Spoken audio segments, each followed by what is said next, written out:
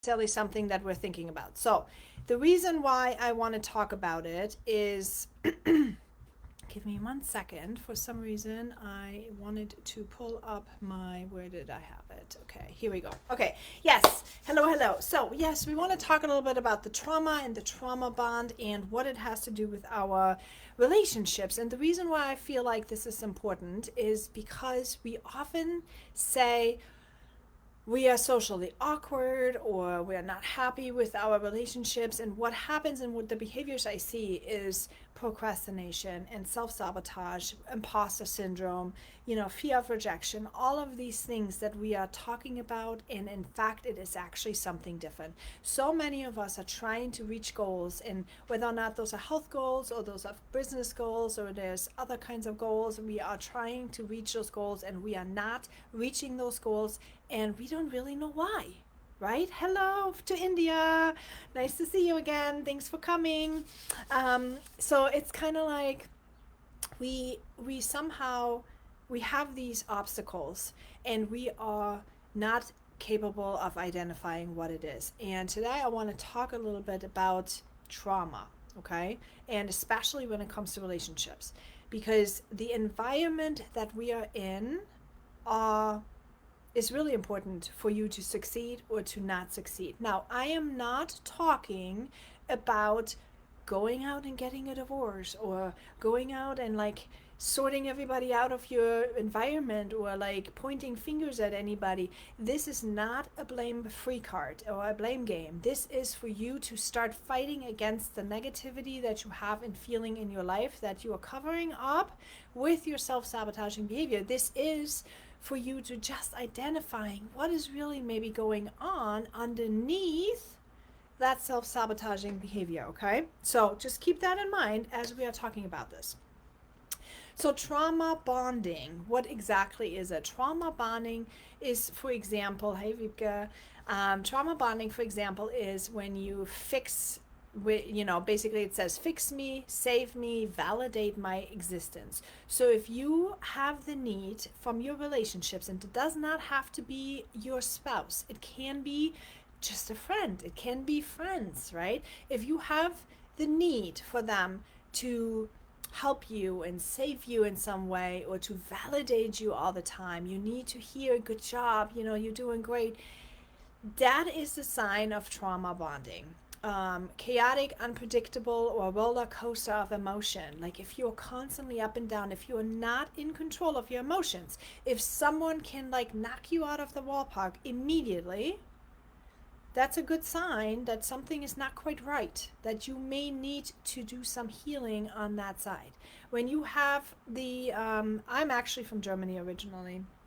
So when you are thinking, you complete me, when you're looking at your spouse or your friends and you're like, oh, they complete me, that sometimes is not quite healthy either. It could be a sign of trauma bonding, right? Maybe not, maybe they are complete your soulmate, but it's a sign.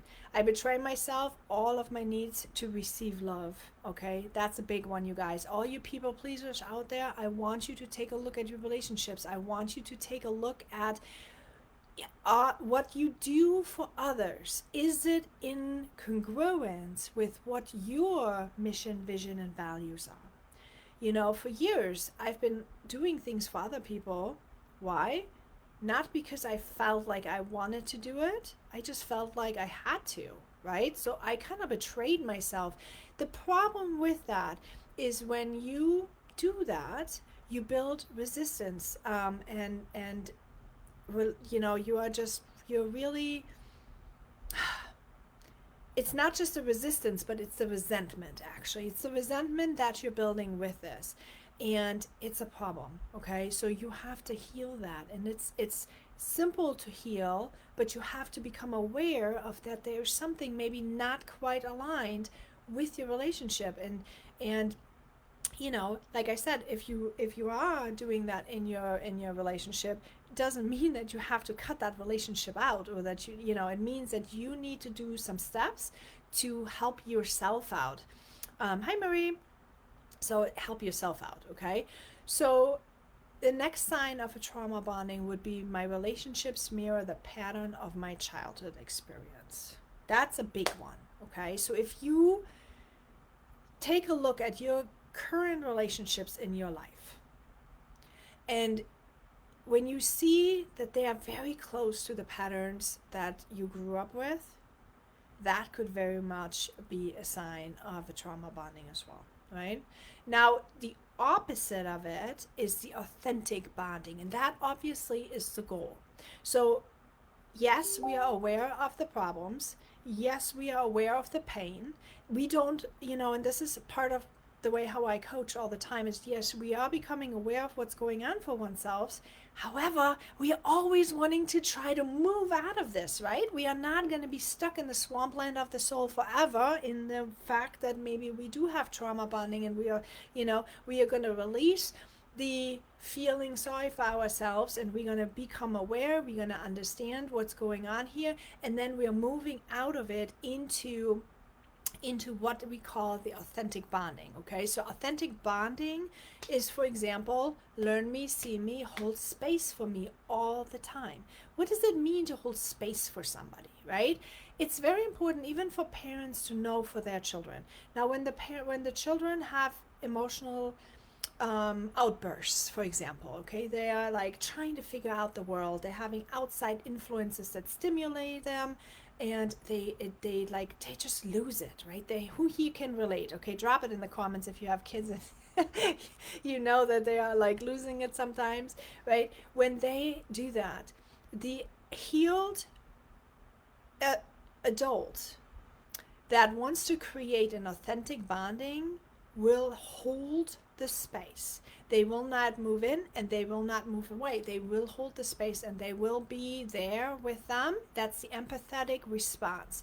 You will be there with them and you will walk with them side by side without engaging into, like when if somebody is down in the pit, the right way is not to look down and say, oh, look at you, in a judgmental way. No, it's kind of like holding out the hand to say, come on, I'm going to help you out. That's holding space for somebody to go through in a traumatic situation in their life.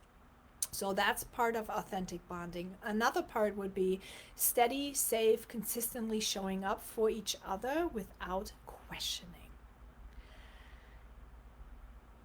I don't know about you, but that is something that, consistently showing up for each other without question is something that I did not find very much in relationships, in adult relationships. Very often, people are focusing on themselves. They're focusing on what's good for them right now, and they're not showing up for one another. When you think about how long did you, like me and my friends, for example, like we talk every week. We show up consistently for each other. There might be a week or two where we are like busy or we have other things coming up, but we are meeting on a regular basis.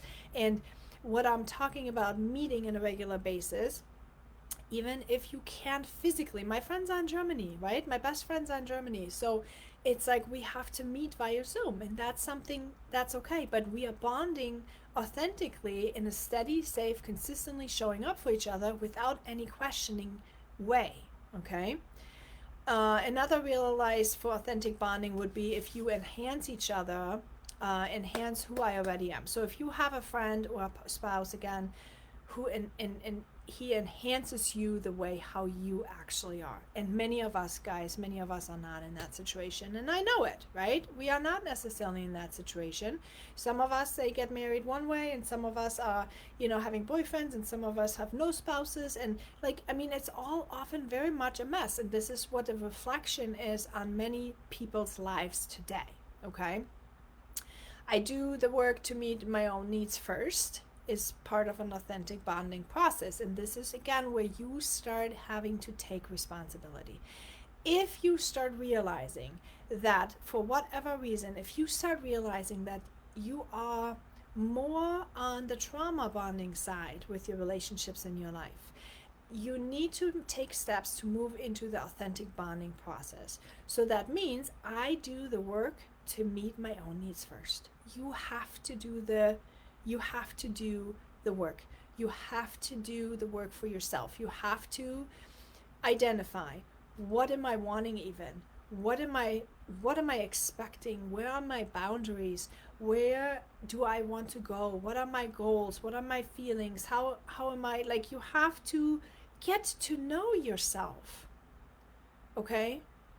And with that, you're going to create the fact that my relationships are based in freedom, accountability, and peace. That is the goal, guys. Every one of us wants peace, right? We want peace, we want freedom, we want to be loved. We want to matter for people. We want to be there for people, right? But you're not getting that if you have relationships that are more trauma active than authentically. When you have those now, so you have an awareness. Okay, you have the awareness that there's trauma related relationships, and then you have the authentic, right? We all talk about, oh, let's be authentic, but what does that really mean, to be authentic?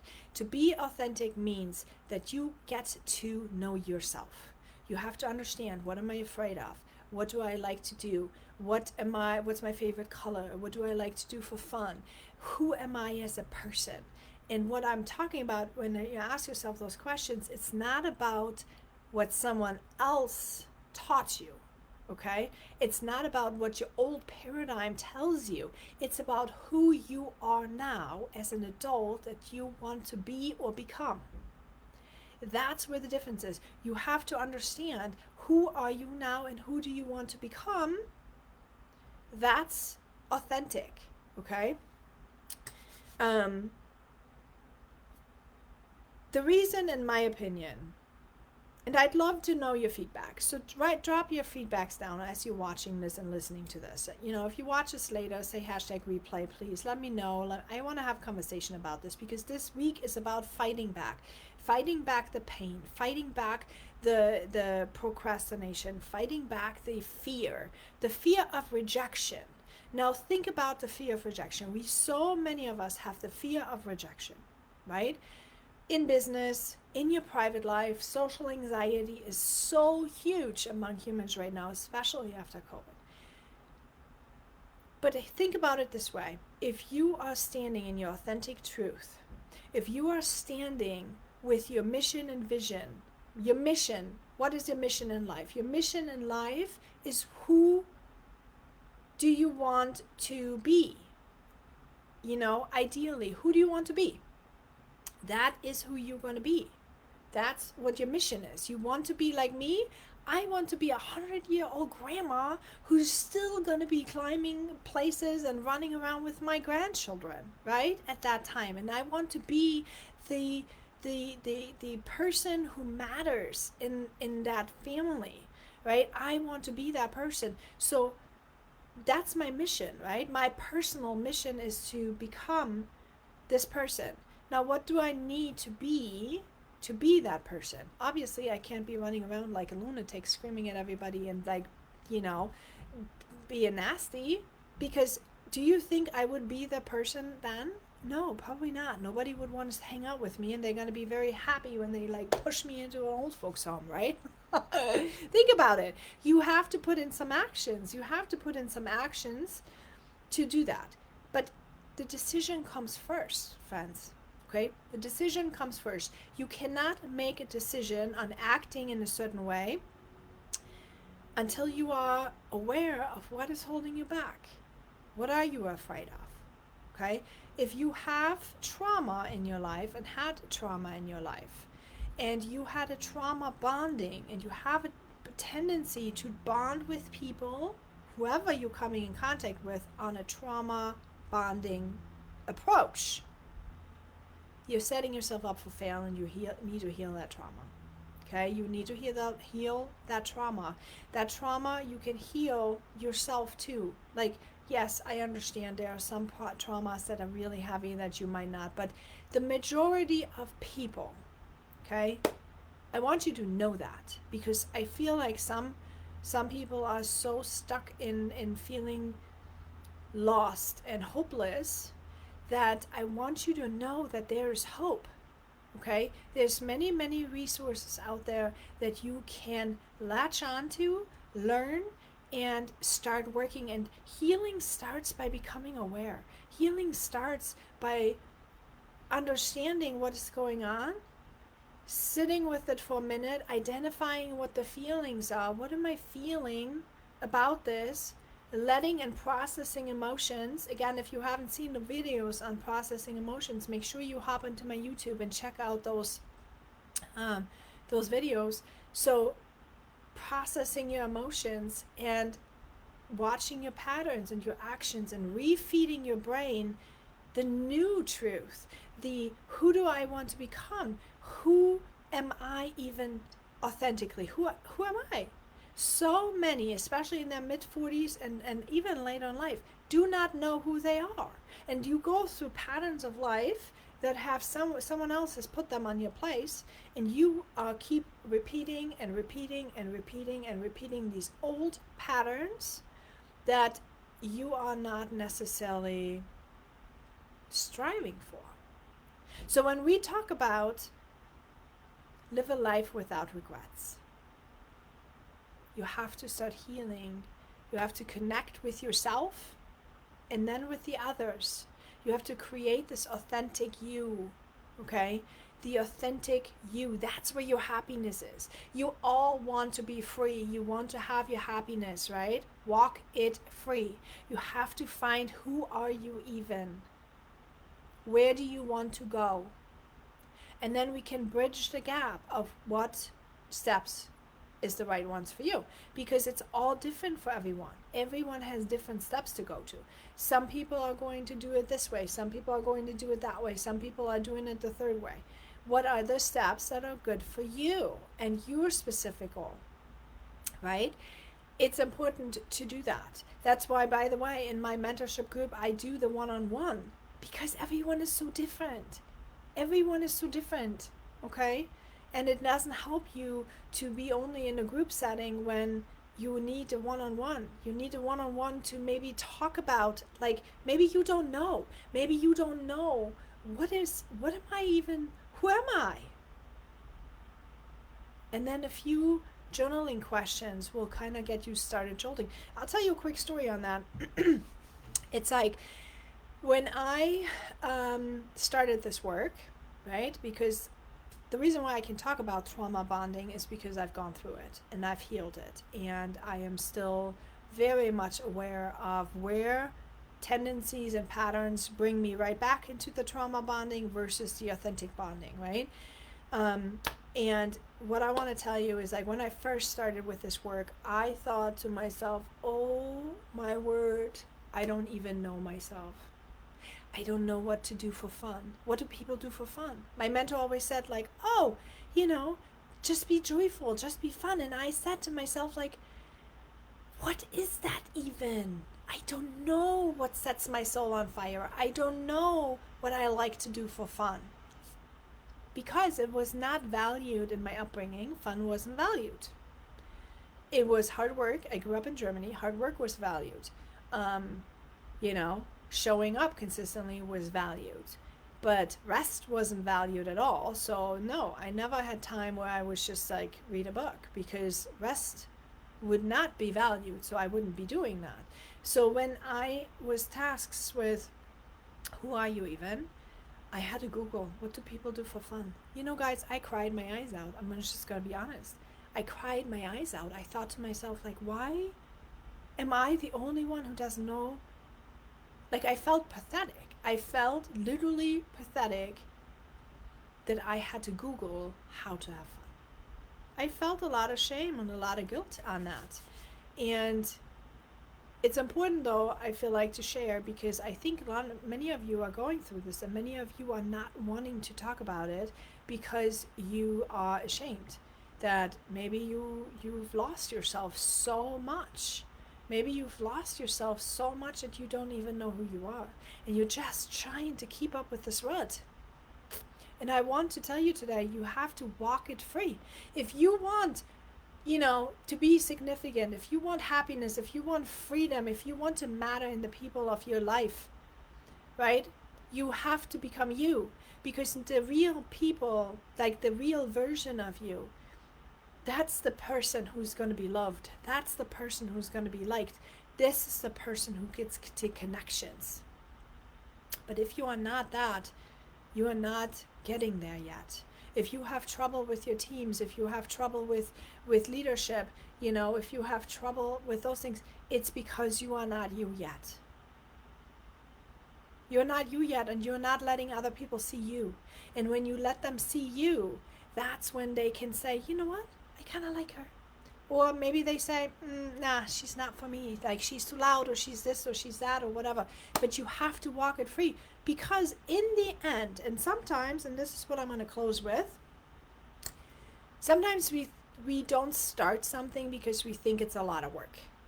And we cannot see the end of it yet, okay? Whether or not you are in network marketing is kind of the same, or if you are in personal development, we don't start it because we don't think of the benefits that it's going to bring us. But the benefit is the journey.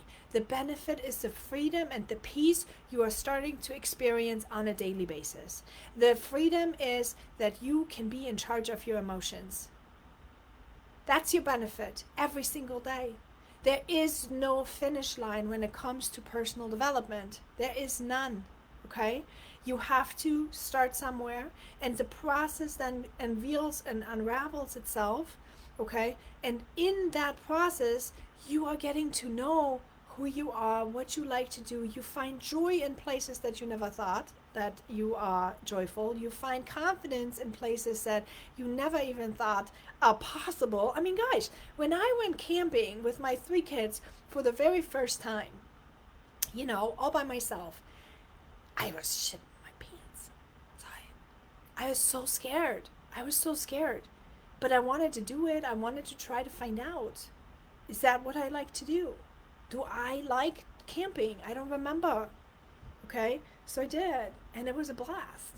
And I've learned confidence, and I've learned how to get over things. And now we have a camper, and now maybe my husband is not able to go. Now maybe I have to take the camper by myself. And, I used to be like thinking to myself, I can never do this, until I learned that, hey, I'm an overcomer.